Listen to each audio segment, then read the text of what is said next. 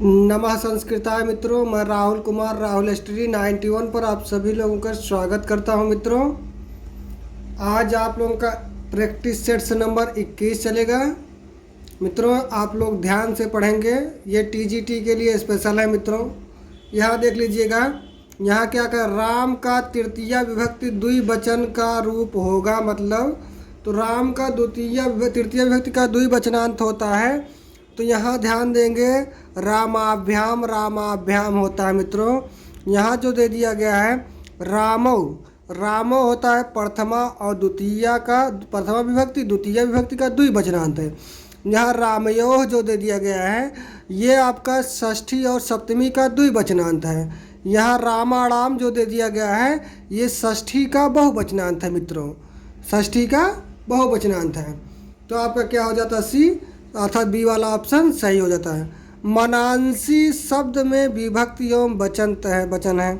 मनांसी शब्द जब देखा जाए, पढ़ा जाए मित्रों, तो आप ध्यान देंगे ये वाला आपका सही प्रथमा का बहुवचनांत भी है और द्वितीय का बहुवचनांत भी है। मित्रों, ठीक है, नपुंसक लिंग में चलता है। जैसे पुष्पम पुष्पम, पुष्पम पुष्पे पुष्पाणि, पुस्तकम पुस्तके पुस्तकानि। ठीक है मित्रों, यहाँ देखें प्रतारकः का पर्याय है, मतलब पर्यायवाची है। प्रतारकः का पर्यायवाची मित्रों क्या होता है, प्रस्तर होता है। प्रस्तर मतलब पत्थर। यहाँ देखें चौरा मतलब चारू, चोर होता है कि डाकू होता है कि ठग होता है। तो ये आप जानेंगे ठग होता है प्रतारकः मतलब।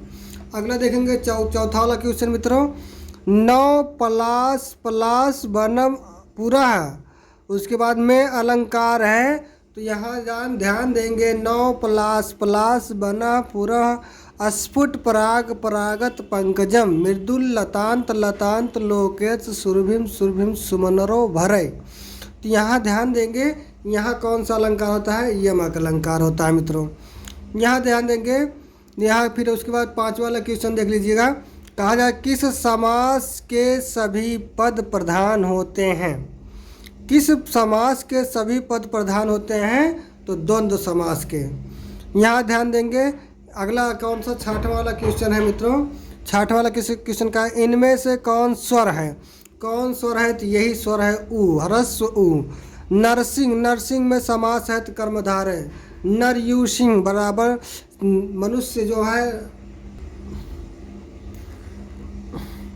यहाँ देखेंगे, अगला देखिए, प्रक्ष धातु के प्रयोग में विभक्ति होता है तो द्वितीय विभक्ति होता है। मतलब कैसे, दुह याच पच दंड रुधि प्रक्ष ची ब्रु सास जी मथ उसाम कर्म यु कस्यादि कथितम तथा श्यानि कृष वहाँ 16 द्विकर्मक धातुएं हैं। मित्रों, उनमें से प्रक्ष भी एक द्विकर्मक धातु है। अगला देखेंगे, लौकिका इति पदे प्रत्यय अस्ति। लौकिक इस प्रकार के पद में प्रत्यय है। लौकिक में कौन सा प्रत्यय है मित्रों, तो आप जानते हैं कौन सा हो जाता है, आपका मतुप हो जाएगा कि तद्धित हो जाएगा कि मतुप हो जाएगा कि कत्वा हो जाएगा कि कितिन हो। कत्वा और कितिन तो बिल्कुल नहीं होंगे। मतुप में क्या होता है, वान हो जाता है। ठीक है, वान व मान हो जाता है। तो आप ध्यान देंगे, इसको तद्धित प्रत्यय लगाया जाएगा। तद्धित प्रत्यय में अण प्रत्यय होता है। मित्रों, लौकिक कह दिया जाए, दैनिक कह दिया जाए, उसके बाद ऐतिहासिक कह दिया जाए। ठीक है, ये सब हो जाता है। मित्रों, यह शिवः का विलोम है, शिव, शिव का क्या विलोम होता है, अब इसको भी देख लीजिए। शिव का विलोम देख लीजिए मित्रों, क्या होता है, शिव का विलोम क्या होता है, यहाँ पर देखते चले जाइए आप लोग। क्या हो रहा है विलोम, शिव का विलोम ये कह रहा है कि आ शिवा होता है। यहाँ देखें, एकाधिकतम शतम का हिंदी बोध, अर्थात 100 में एक अधिक है तो क्या हो जाएगा, 101।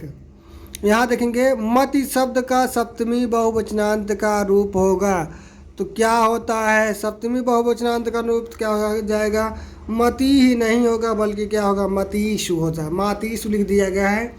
यहाँ देखेंगे 13वां वाला क्वेश्चन मित्रों देखा जाएगा। 13वां वाला क्वेश्चन का क्या हो जाएगा, जगत शब्द का, जगत, जगत शब्द का चतुर्थी एक वचनांत रूप है। चतुर्थी एक वचनांत का रूप क्या मिलता है आपका, क्या हो जाएगा, जगते हो जाएगा। जगति जो होता है ये सप्तमी एक वचनांत का रूप होता है।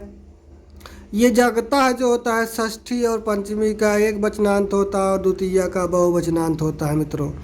यहाँ देखिए छा किस संयुक्त रूप है, छा मतलब किसका संयुक्त रूप है, तो का और खट्टी सा जो कर दिया अर्थात मूर्धन्य सा। ठीक है मित्रों, आगे बढ़ते हैं। देख लीजिए दूसरा माहेश्वर सूत्र है, अर्थात माहेश्वर सूत्र को 14 खंडों में विभक्त किया गया है।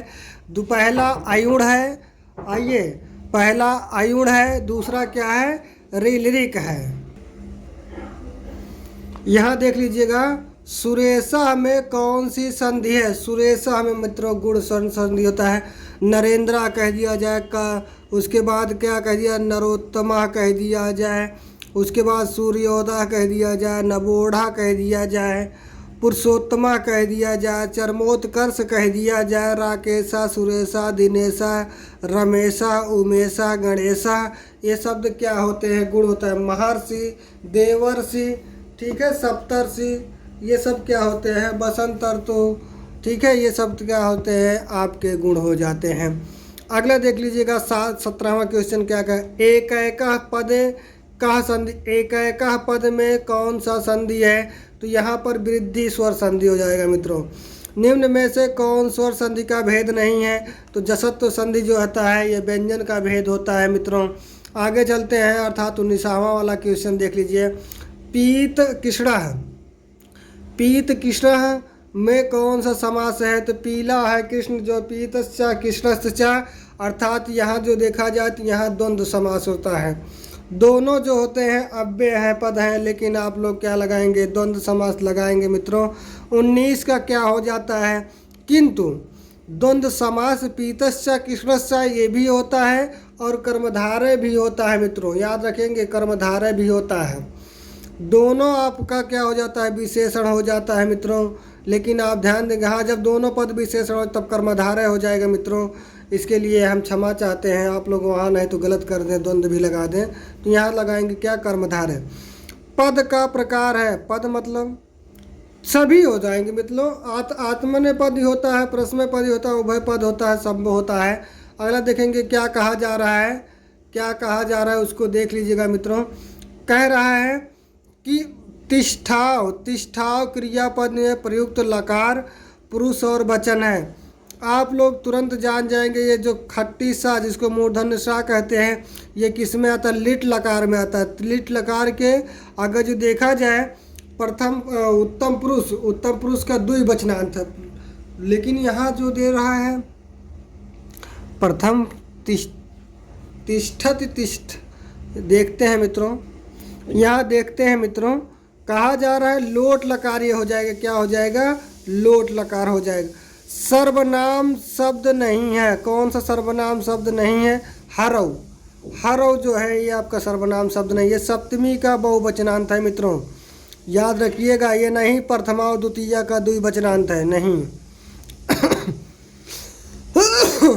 अगला देखिएगा स्वाहा, स्वाहा के योग में आप जानते हैं चतुर्थी विभक्ति होता है, यहाँ पंचमी तृतीय, यहाँ कौन सा विभक्ति होता है चतुर्थी विभक्ति। नमः स्वस्ति स्वाहा स्वधा अलम वसट योगाच्य, ठीक है।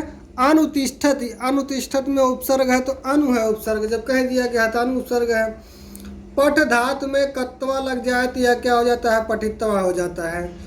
कर्म कारक का चिन्ह है, कर्ता ने कर्म को है। अर्थो ही कन्या परकीय और तामद संप्रेष्य गृह तो जातो माया ममायाम विशदा प्रकामम प्रत्यर्पित तन्या शिवंतरात्मा, अर्थात यहाँ कर्ण कहते हैं जिस प्रकार से दूसरे की वस्तु धरोहर वस्तु को रखने पर उसकी बहुत ध्यान देना पड़ता है, उसी प्रकार उसको वापस कर देने पर आत्मा संतुष्ट हो जाती, उसी प्रकार से आज शकुंतला धरोहर के रूप में जो मेरे पास थी आज उसको पति के घर भेज करके मेरा अंतरात्मा संतुष्ट हो गया है। अर्थात चतुर्थ अंक के 22वां श्लोक है जो कर्ण आपके कहते हैं अभिज्ञान शाकुंतलम के, ठीक है मित्रों। यहाँ देखेंगे अगला जो कहा जा रहा है ऋतुसंहार ग्रंथ किसका है? तो इन्हीं का है। तो सातों कृतियों में से ये जो खंड काव्य, इसी को गीत काव्य कहते हैं। ऋतुसंहार और मेघदूतम, ठीक है। श्रीहर्ष की माता का क्या नाम था? श्रीहर्ष की माता का नाम था, क्या था? ममल्ल। मामल्ल देवी था। यहाँ दे शुद्ध वाक्य है। शुद्ध वाक्य क्या है? छात्रा की दंत बिल्कुल नहीं होगा। वयम हसामह, हसामि, हसावा, हसामह, ये आपका सही है। अहम गच्छावा गलत है। तुम तुम पठति, तुम पठति क्या हो जाता है? तुम पठसी हो जाएगा, तब सही है मित्रों। यही आपका बी वाला ऑप्शन सही होता है। आपका यहीं पर क्लास समाप्त होता है। धन्यवाद मित्रों। अच्छा लगे शेयर कीजिए और चैनल को सब्सक्राइब कीजिए मित्रों। थोड़ा सा हमारा भी सहयोग कर दीजिए।